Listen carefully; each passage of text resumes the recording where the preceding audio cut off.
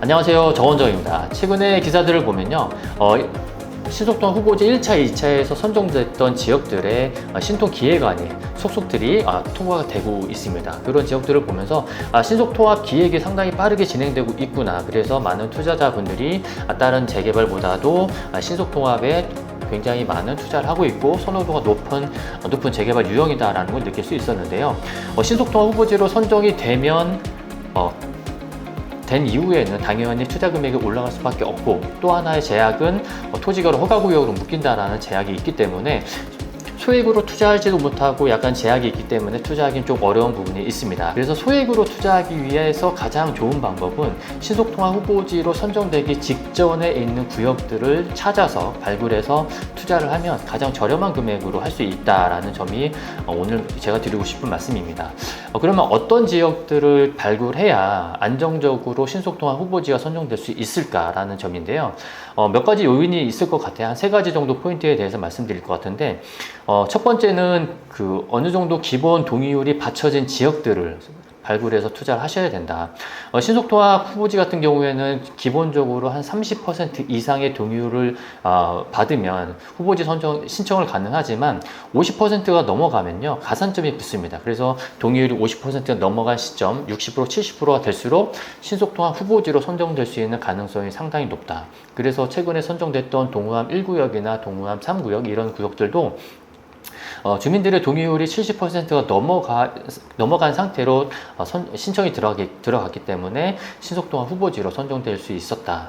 그리고 두 번째는요, 동의율이 아무리 높다 하더라도 주민들의 반대 동의율이 최소화되어야 신속통합 후보지로 선정될 수 있는 가능성이 상당히 높다라고 보시면 될 것 같아요. 그래서 찬성 동의율은 높지만 반대 동의율이 없는 지역들을 찾아서 투자를 하셔라. 그리고 마지막 3번째는요, 최근의 트렌드들은 보면 우선 구역계를 정해져 있는 신속통합 후보지 구역으로 정해서 동의서 받고 있는 그 구역이 메인 도로에 접해 있어야 된다라는 점입니다. 도로변에 있는 그 토지 등 소유자들은 재개발에 반대를 하는 경우들이 상당히 많기 때문에 처음에 구역을 잡을 때 도로변을 제외하고 잡는 경우가 상당히 있습니다. 그래서 그런 지역들은 신속통합 후보지로 선정이 된다 하더라도 도로 확보가 필요하기 때문에 조건부 설정이나 아니면 구역을 다시 정비해서 신속통합 후보지로 신청하는 경우들이 발생하죠. 그래서 내가 지금 현재 투자하려고 하는 지역의 구역계가 메인 도로에 접해 있는지 아닌지도 한번 살펴보시면 좋을 것 같다. 그래서 이 3가지를 보시고 이런 요건들이 충족이 된다. 그리고 기본적으로는 이제 노후도나 이런 부분은 당연히 충족돼야 되는데, 거기에 플러스해서 동의율이 높고 50% 이상이거나 아니면 이제 반대 동의율 최소인 지역, 그리고 구역이 메인 도로에 접해 있는 지역들을 찾아서 투자를 하신다라고 하면 그래도 안정적으로 신속통합 후보지 선정 전에 소액으로 할 수 있는 가능성이 상당히 높다라고 보시면 될 것 같습니다. 집 사면 흥아리. 그리고 많은 분들과 상담을 하다 보면 신속통합 후보지로 선정 전에는 정말 여기가 선정될 것인가에 대한 우려감 때문에 투자를 망설이시고요. 또 이제 후보지로 선정되면 물건이 없어서 투자를 못 하잖아요. 그러면서 투자 타이밍을 놓치고 굉장히 투자 타이밍을 놓치는 상황들이 굉장히 많이 발생하는데, 그러면 신속통합 후보지 선정된 지역들에 투자를 하기 위해서는 어떻게 해야 될지도 한번 따져봐야 될 것 같아요. 신속통합 후보지로 선정이 되면 기본적으로 토지거래 허가구역으로 묶이기 때문에 실거주를 하거나 아니면 임대사업자를 내서 임대사업용으로 허가를 받아서 거래를 할 수 있다. 그렇지만 이렇게 할 수 있는 방법이 있음에도 불구하고 정말 남들이 누구나 다 투자를 하고 싶은 지역들은 투자를 할 수 있는 물건들이 없어서 투자를 못한다. 근데 내가 정말 투자를 하고 싶은 지역에 정말 투자를 하고 싶어서 어떤 방법을 찾아야 될까를 한번 생각해 보면 기존의 현금 청산 대상이었던 물건들을 한번 찾아볼 필요가 있다라는 겁니다. 이런 방법들이 내가 투자를 하기 원하는 지역들에서 물건을 찾을 수 있는 방법, 그리고 시세보다 적어도 몇천만 원에서 많게는 1억 이상 저렴하게 투자할 수 있는 방법이라고 생각이 되는데요. 제가 이렇게 말씀을 드릴 수 있는 이유 중에 하나는 7월 말에 서울시에서 발표한 기사 내용이 있었습니다. 2가지 목적으로 이렇게 발표를 했는데요. 첫 번째는 선의의 피해자를 구제하겠다는 거죠.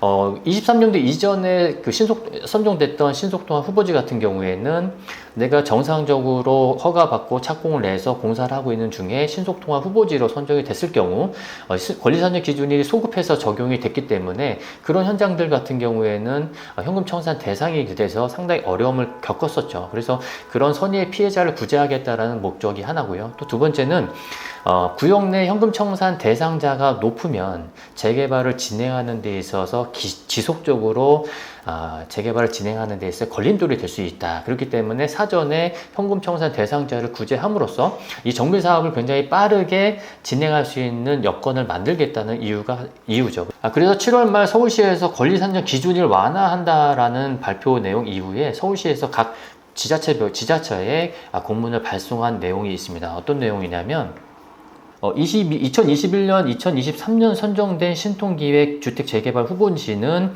권리산정 기준일이 공모 공고일 및 특정일 일괄 고시되고 있으나 청산에 따른 소규모 건설업자 및 수분양자의 선의의 피해 호소, 타 정비 방식, 모아타운 투기 방지 대책과의 형평성, 규제의 과도한 불만 제기 등 민원이 심화되고 있는 실정입니다.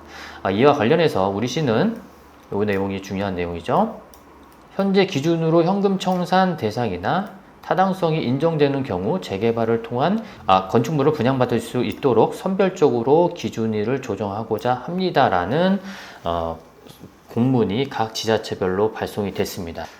앞서 말씀드린 그 공문을 기준으로 해서 각 지자체에서는 신속통합 추진위에 이런 공문을 또 별도로 보냈습니다. 어떤 내용이냐면 서울시는 투기방지 대책의 일환으로 동 규정에 따라 21년부터 주택 재개발 후보지에 대해 기준일을 고시하여 운영해 오고 있으나 기준일 이전에 이미 착공 신고를 완료한 다세대 주택 등에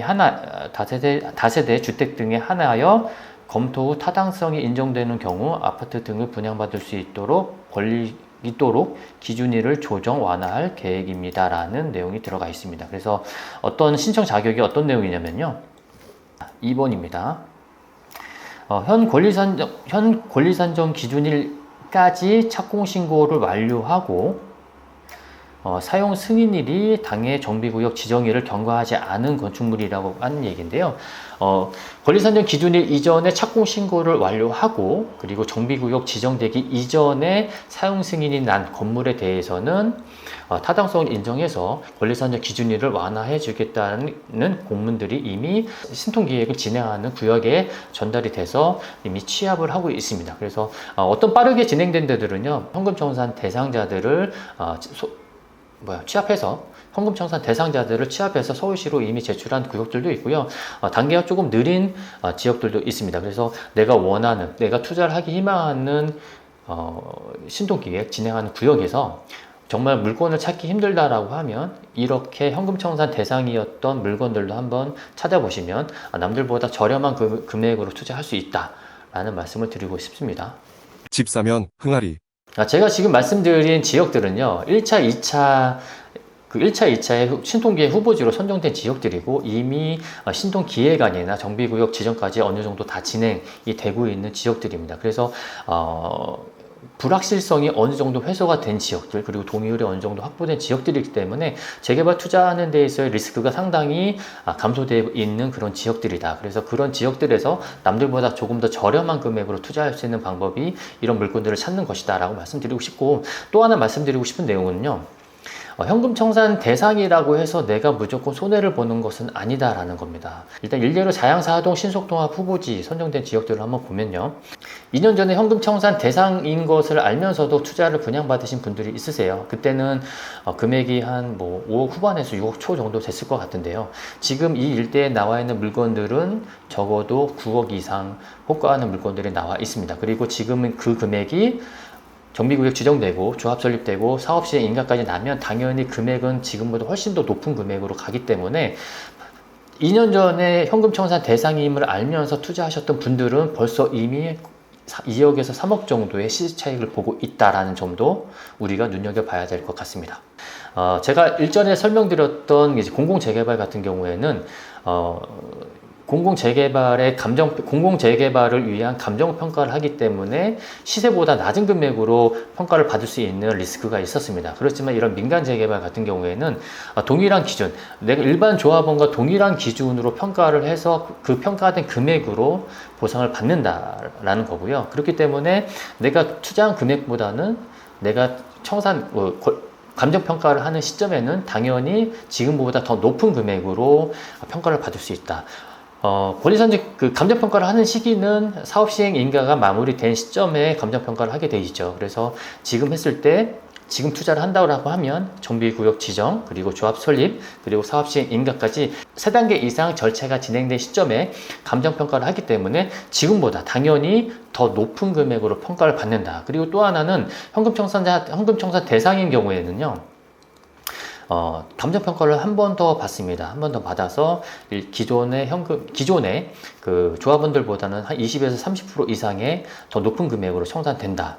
그리고 가장 중요한 부분은요, 현금청산 대상자가 많은 지역들은 재개발 진행 굉장히 어렵다라는 점을 인지하고, 또 현금청산 대상이 많은 재개발 추진 구역에서 현금청산 대상자들에게 입주권을 주는 사례들도 많이 있죠. 그래서 뭐 부가현 3구역이나 뭐 연희 1구역, 이문 3구역 같은 구역들도 현금청산 대상자가 많기 때문에 사업성이 안 좋고, 그리고 재개발을 진행하는 속도가 늦을 것으로 예상이 됐기 때문에 그 대상자들에게도 입주권을 준 사례들이 많이 발생하고 있다. 집 사면 흥하리.